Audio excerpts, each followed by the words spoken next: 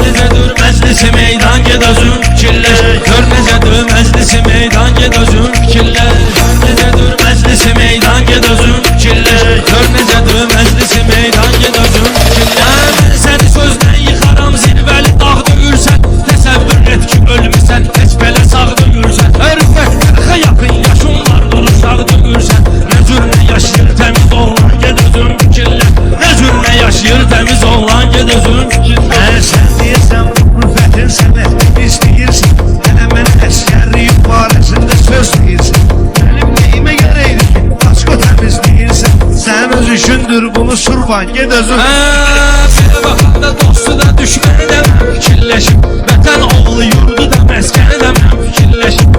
Həm fikrim azdır bəyəm səni də mən fikirləşim. Sən özünü ay cəhdi və qurban, ged özün fikirləş. Sən özünü ay cəhdi və qurban,